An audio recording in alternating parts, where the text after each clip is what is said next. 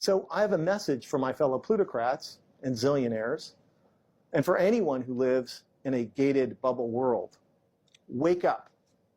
Wake up. It cannot last. Because if we do not do something to fix the glaring economic inequities in our society, the pitchforks will come for us. For no free and open society can long sustain this kind of rising economic inequality. It has never happened. There are no examples. You show me a highly unequal society and I will show you a police state or an uprising. The pitchforks will come for us if we do not address this. It's not a matter of if, it's when. And it will be terrible when they come for everyone, but particularly for people like us plutocrats. I know I must sound like some liberal do-gooder. I'm not. I'm not making a moral argument that economic inequality is wrong. What I'm arguing is that rising economic inequality is stupid and ultimately self-defeating. Rising inequality doesn't just increase our risks from pitchforks, but it's also terrible for business too. So the model for us rich guys should be Henry Ford.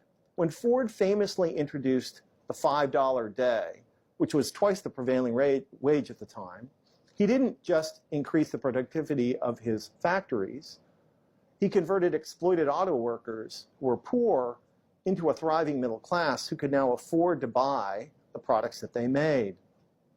Ford intuited what we now know is true, that an economy is best understood as an ecosystem and characterized by the same kinds of feedback loops you find in a natural ecosystem.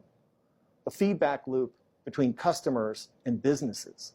Raising wages increases demand, which increases hiring, which in turn increases wages and demand and profits.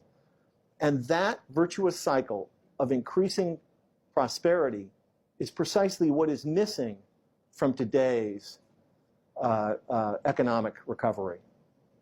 And this is why we need to put behind us the trickle-down policies that so dominate both political parties and embrace something I call middle-out economics. Middle-out economics rejects the neoclassical economic idea that economies are efficient, linear, mechanistic, that they tend towards equilibrium and fairness, and instead embraces the 21st century idea that economies are complex, adaptive, ecosystemic, that they tend away from equilibrium and toward inequality, that they're not efficient at all, but are effective if well managed. This 21st century perspective allows you to clearly see that capitalism does not work by effectively allocating existing resources.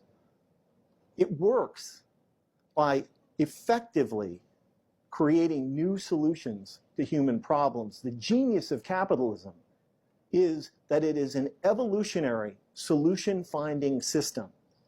It rewards people for solving other people's problems.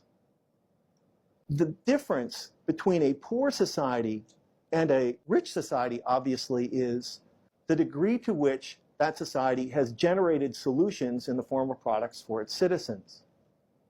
The sum of the solutions that we have in our society really is our prosperity, and this explains why companies like Google and Amazon and Microsoft and Apple and the entrepreneurs who created those companies have contributed so much to our nation's prosperity. This 21st century perspective also makes clear that what we think of as economic growth is best understood as the rate at which we solve problems.